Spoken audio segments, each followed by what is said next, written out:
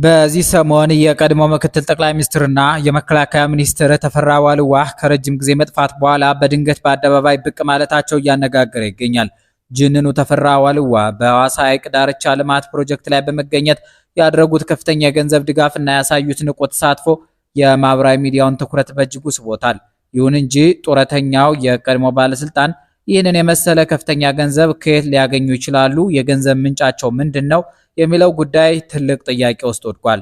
የተፈራ ዋልዋ ዳግም በአደባባይ መከሰት ተራ መገኘት ብቻ ሳይሆን በአሁኑ ወቅት በአገሪቱ እየተካሄደ ያለውን አዲስ የኮሪደር ልማትና የከተማ ማስዋብ ስራዎች በሙሉ ልብ ደግፈው በመምጣታቸው ከጠቅላይ ሚኒስትር አብይ አህመድ ጋር ያላቸውን ጥልቅ ፍቅርና ቁርኝት ያሳዩበት አጋጣሚ ሆኗል። አብይ ኢንፎርሜሽን ኮሚኒኬሽን ቴክኖሎጂ እዚህ መንገድ እንስራ ብሎ ሲመጣ የሚሰማው እኮ መከራ በልቶ ሞሽላልክ ግድ ሆኖ ነበር። ወደ ዋና የፖለቲካና የስልጣን ታሪካቸው ከመግባታችን በፊት የአቶ ተፈራ ዋልዋን ስብዕና ስናስብ መቼም ቢሆን ከአእምሯችን የማይጠፋውን አንድ አስቂኝና ለየት ያለ መገለጫቸውን ማንሳት ግድ ይላል። በኢህአዴግም ሆነ በብአዴን ከፍተኛ ባለስልጣናት ዘንድ አብዛኞቹ መሪዎች መደበኛ ሱፍና ክራባት አሊያም ወታደራዊ ልብሶችን ማዘውተር በሚቀናቸው በዚያ ዘመን አቶ ተፈራ ግን ሙሉ በሙሉ የተለዩ ነበሩ። እሳቸው የሚታወቁበትና በስማቸው ጭምር የሚጠራ አንድ ልዩ አለባበስ ነበራቸው። እሱም የተፈራ ጃኬት በመባል የሚታወቀው ለየት ያለ የጃኬት ስታይል ነው። በወቅቱ በነበሩት የድርጅቱ ባለስልጣናት ውስጥ እንደሳቸው በጃኬት አለባበስ ተለይቶ የሚታወቅና ያንን ስታይል የራሱ መለያ ምልክት ያደረገ መሪ ፈጽሞ አልነበረም። ያ የተፈራ ጃኬት በሄዱበት ሁሉ አብሯቸው የሚታይ በስብሰባዎችም ሆነ በህዝብ መድረኮች ላይ ከሳቸው የማይለይና የቁም ነገርም የፈገግታ ምንጭ የነበረ መለያቸው ነበር። ባለጃኬቱ ተፈራ ዋልዋ ዛሬ ደግሞ መንግስትን በገንዘብ የሚረዱ ቱጃር ሆነው ተከስተዋል። ይህ በሐዋሳው ፕሮጀክት ላይ ያሳዩት የገንዘብ ድጋፍ ምንጭ ጥያቄ ውስጥ በወደቀበት በአሁኑ ጊዜ በሰነዶች ውስጥ የተቀመጡ መረጃዎች አቶ ተፈራ በስውር የኢኮኖሚ እንቅስቃሴዎችና በሙስና ሊጠረጠሩ የሚችሉባቸውን ፍንጮች ይጠቁማሉ። በተለይም ልዩ በሆኑ የዜና ምንጮች እንደተረጋገጠው በአቶ ተፈራ ዋልዋ ባለቤት ስም ተመዝግቦ ይገኝ የነበረ አንድ ዘመናዊ ህንፃ ከሚሊኒየም አዳራሽ በስተቀኝ በኩል ወደ ውስጥ ገባ ብሎ ይገኛል። ይህ የቻይናው ዢንዋ የዜና ወኪል ተከራይቶት የነበረውን ትልቅ ህንፃ በቅርቡ ለሌላ ግለሰብ በከፍተኛ ሚሊዮኖች እንደተሸጠ ለማወቅ ተችሏል። ይህ የህንፃ ሽያጭና ከኪራይ የሚሰበሰበው ከፍተኛ ገቢ የቀድሞ ባለስልጣን ዛሬ ላይ ለልማት ፕሮጀክቶች በችሮታ የሚያበረክቱት የገንዘብ ምንጭ የት ላይ እንዳለ ግልጽ ማሳያ ነው ተብሎ ይገመታል። አቶ ተፈራ ዋልዋ አብይ አህመድ ጠቅላይ ሚኒስትር በሆኑበት መጀመሪያ ጊዜ ላይ የሰጡት ምስክርነት አሁን ከሚያሳዩት የኮሪደር ልማት ድጋፍ ጋር ቀጥታ ይያያዛል። በወቅቱ ሲናገሩ ኢትዮጵያ እድለኛ ሀገር መሆኗንና ኢህአዴግ መምጣት ያለበትን ለውጥ ማምጣቱን ገልጸው ነበር። ይሁን እንጂ ለውጡ ቢያንስ በ7 ዓመታት ያህል መዘግየቱንና ይህ መዘግየት በአገሪቱ ላይ በየቦታው ግጭትና የጉንፋን በሽታ የሚመስሉ ቀውሶችን እንደፈጠረ በቁጭት ተናግረዋል።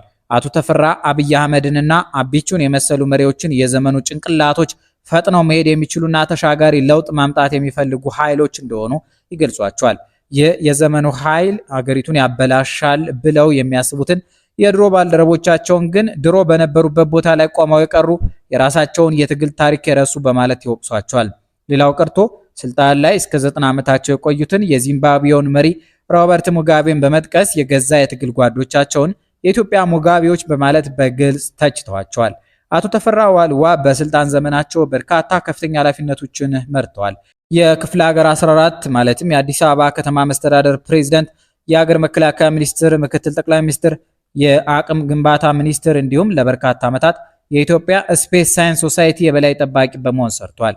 የዚህን ሶሳይቲ የበላይ ጠባቂነት ኃላፊነታቸውን በጥር 2016 ዓ.ም ከመንግስት ስልጣናቸው ለተሰናበቱት ለአቶ ደመቀ መኮንን ማስረከባቸው ይታወሳል። ነገር ግን አቶ ተፈራ በስልጣን ዘመናቸው ከጋዜጠኞችና ከመገናኛ ብዙሃን ጋር የነበራቸው ግንኙነት ሁልጊዜም ሰላማዊ አልነበረም። ከ37 ዓመታት በላይ በጋዜጠኝነት የሰሩት አቶ ተሾመ ንጋቱ በ1980ዎቹ ማጠናቀቂያ አካባቢ የገጠማቸውን አስገራሚ ታሪክ እንዲህ ሲሉ ያወሳሉ። በወቅቱ አዲስ አበባ በከፍተኛ የጎርፍ አደጋ ተመታ ነበር። ወንዝ ዳር የነበሩ ቤቶች ሳሎናቸው ተንጠልጥለው ሲቀር፣ መኝታ ቤቶች ከነንብረታቸው በጎርፍ ተወስደው ነዋሪዎች በሐዘንና በብርድ ፈዘው ይመለከቱ ነበር። የኢትዮጵያ ዜና አገልግሎት ጋዜጠኛ የነበሩት አቶ ተሾመ የወቅቱ የክፍለ ሀገር 14 ፕሬዝዳንት አቶ ተፈራ ዋልዋ ተጎጂዎችን ለመጠየቅ በስፍራው መምጣታቸውን ሲሰሙ መፍትሄ ያገኛሉ በሚል ተስፋ ጥያቄ ሊያቀርቡላቸው ይጠጋሉ። ጋዜጠኛው አቶ ተሾመ ራሱን አስተዋውቆ ከደረሰው አደጋ አንጻር ምን ለማድረግ አሰቡ የሚል ጥያቄ ቢያቀርብላቸውም አቶ ተፈራ ግን ሊያናግሩት አልፈለጉም። ጋዜጠኛው በጥያቄው በገፋ ቁጥር የአቶ ተፈራ ስሜት ተቀይሮ በከፍተኛ ቁጣ በአደባባይ ጎሆም ሊም ያለውን በማለት አባረሩት። በማግስቱ ቢሮአቸው ለሌላ ጋዜጠኛ ሁኔታውን ሲያጫውቱት ለጋዜጠኞች መግለጫ መስጠት እንደማይወዱ ነግረውታል። ይህ ሚዲያን የመጥላት ባህሪያቸው በትጥቅ ትግሉ ወቅት ከገጠማቸው ስህተት የመነጨ ሊሆን እንደሚችል ይገመታል።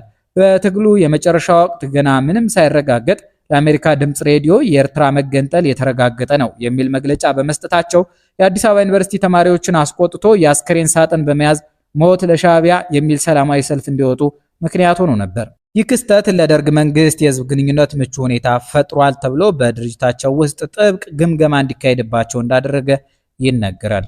በዚህ ስህተታቸው ምክንያት የአሁኑ የጠቅላይ ሚኒስትር አብይ አህመድ የማህበራዊ ጉዳዮች አማካሪ ሚኒስትር ዳንኤል ክብረት ሳይቀሩ ወደ ጦር ግንባር ለመዝመት የጦር ማሰልጠኛ ካምፕ ውስጥ ገብተው እንደነበር ይታወሳል።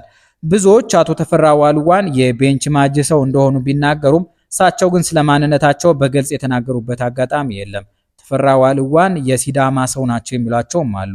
በእርግጥ ዛሬ ገንዘብ ይሰጧታል የተባለላት ሐዋሳም በሲዳማ ዋና ከተማነት እያገለገለች መሆኑ ይታወሳል። ይህ ደግሞ እሳቸው ሲዳማ ናቸው ለሚለው ትርክት እንዳንድ ማስረገጫ ሊያገለግል ይችላል።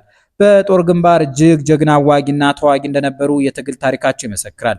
የኢህአዴግ የፕሬስ መምሪያ ኃላፊ የነበረው ተስፋዬ ገብረአብ በማስታወሻው ላይ እንደከተበው የትግል ጓዶቻቸው ተፈራን በጭራሽ በስማቸው ጠርተዋቸው አያውቁም።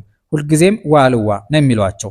ይህ ዋልዋ የሚለው ስያሜ የመጣው ዋልዋ በተባለ ተራራ ላይ ወጣቱ ተፈራ የመራው የመከላከል ውጊያ እጅግ አስደናቂና ስኬታማ በሆነ ውጤት በመጠናቀቁ ነው። ተፈራ ቀስቃሻ አንደበት ያለው ካድሬ ብቻ ሳይሆን ለዚች ሀገር ሲል በጦር ሜዳ ላይ ውድ አካሉን ቆርጦ የሰጠ በከባዱ የቆሰለና ትልቅ መስዋዕትነት የከፈለ ታጋይ ነው ይላቸዋል ተስፋዬ ገብረአብ።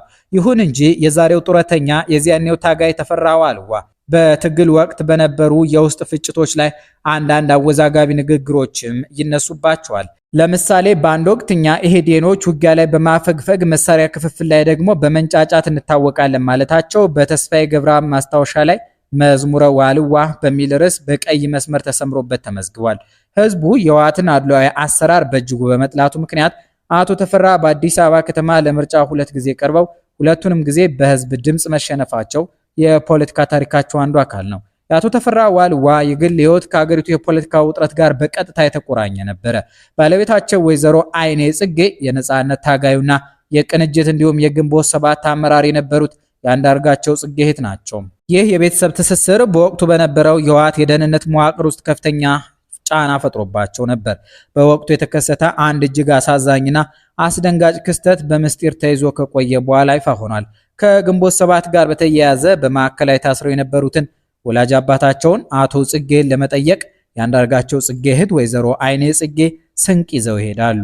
ህጉ በሚፈቅደው መሰረት አባታቸውን ለማናገር በጠየቁበት ጊዜ በስፍራው የነበሩት የፌዴራል ፖሊስ አባላት ይከለክሏቸዋል።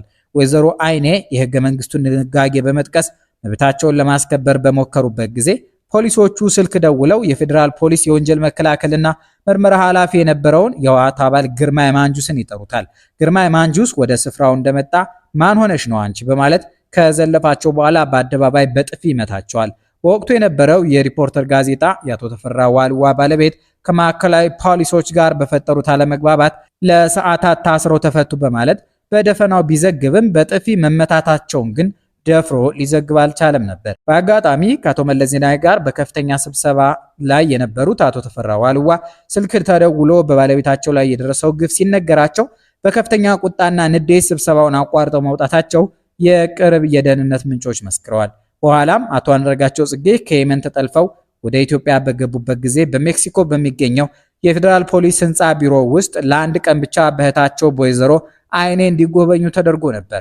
ሆኖም ግን ስለተገናኙበት ሁኔታም ሆነ ስለ አንዳርጋቸው ከማንም ጋር ምንም አይነት ንግግር እንዳያደርጉ በእነ ግርማ ማንጁስ ጥብቅ ማስጠንቀቂያ ተሰጥቷቸው ስለነበር ወይዘሮ አይኔ ከዚያ ጊዜ ጀምሮ ዝምታንና ገለልተኝነትን ለመምረጥ ተገደው ኖረዋል። አቶ ተፈራ ዋልዋ በአንድ በኩል ለሀገራቸው አካላቸውን የሰጡ ጀግና ተዋጊ፣ በሌላ በኩል ደግሞ ስልጣን ላይ በነበሩበት ጊዜ የራሳቸውን ድክመት፣ የአሰራር ክፍተትና የሀብት ምንጫቸው ጥያቄ የሚነሳበት መሪ ናቸው። አንዳንድ አስተያየት ሰጪዎች እሳቸውና ጓዶቻቸውን መለስ ዜናዊ የገራቸው ፈረሶች አሁን ደግሞ አብይ አህመድ ቢጋልባቸው አይደንቅም በማለት በአድርበይነትና ባለመማር ቢወቅሷቸውም ሌሎች ግን የጠፋ ዘመድ የተገኘ ያህል ሰሞኑን በመታየታቸው መደሰታቸውን ይገልጻሉ። የአቶ ተፈራ ዋልዋ ወደ አደባባይ ዳግም መመለስና የጠቅላይ ሚኒስትር አብይ አህመድን የልማት ስራዎች በሙሉ ልብ መደገፍ የኢትዮጵያ ፖለቲካ ምን ያህል ተለዋዋጭና ትናንት የተሸነፉ ሐሳቦች ዛሬ አሸናፊ ሊሆኑ እንደሚችሉ ማሳያ ነው። የጋሽ ተፈራ ዋልዋም ታሪካቸው በስቃይ፣ በጀግንነት፣ በፖለቲካ ውድቀትና በዳግም መነሳት የተሞላ ሕያው ምስክር ሆኖ ይቀጥላል። እናንተ ስለ ተፈራ ዋልዋ ምን ትላላችሁ? ምን ታስታውሳላችሁ? አስተያየት መስጫው ተከፍቷል። ጻፉበት።